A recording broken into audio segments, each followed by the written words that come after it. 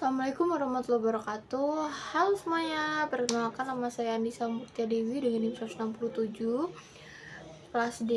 Di sini saya akan menjelaskan secara singkat hasil studi pustaka saya ujian akhir semester dengan judul yang sangat menarik dan hot news, yakni tentang konflik Iran Israel tapi dalam sudut pandang logistik dan sangat berdampak bagi Indonesia. Yang objek yang saya ambil adalah Pertamina. Kita lanjut ya ke materinya. Jadi kita semua itu kan tahu kalau pusat minyak itu ada di Timur Tengah, dan Selat Hormuz adalah salah satu jalur laut yang paling penting buat pengiriman minyak. Itu letaknya dekat dengan Iran. Nah, begitu konflik Iran-Israel ini memanas, jalur ini itu langsung dianggap berbahaya karena dekat dengan konflik peperangan. Kapal-kapal tanker bisa mundur, rute jadi muter, bahkan ada yang bisa berhenti total kalau situasinya makin parah dan makin memanas.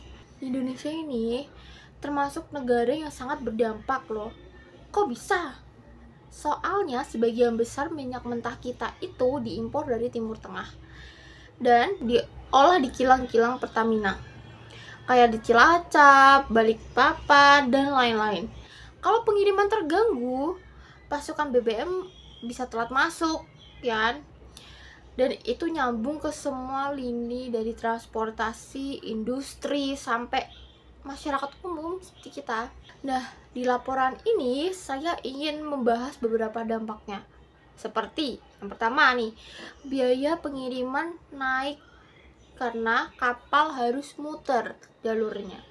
Karena kalau situasinya makin memanas di selat tersebut, otomatis kita tidak bisa melewati selat tersebut karena beresiko sekali. Jadi kita harus muter dan itu biaya pengirimannya meningkat, ya kan? Lalu ada harga minyak dunia melonjak dan bikin APBN kita ngos-ngosan buat subsidi BBM terus. Lalu yang ketiga, ada juga potensi reputasi Pertamina terganggu kalau BBM mulai langka-langka di daerah. Tapi untungnya, setiap masalah selalu ada jalan keluarnya. Saya coba nih untuk searching dan coba untuk rangkum beberapa solusi juga untuk Pertamina.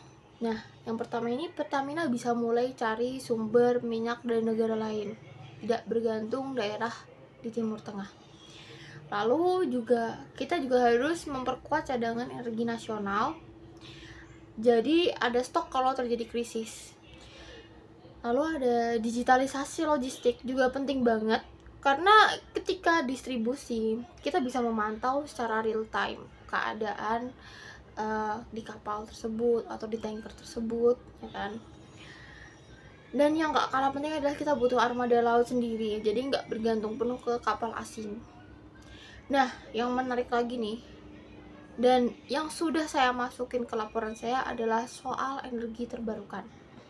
Karena sebetulnya krisis global ini nunjukin bahwa kita itu nggak bisa untuk terus bergantung dengan energi fosil, karena energi fosil pasti akan habis.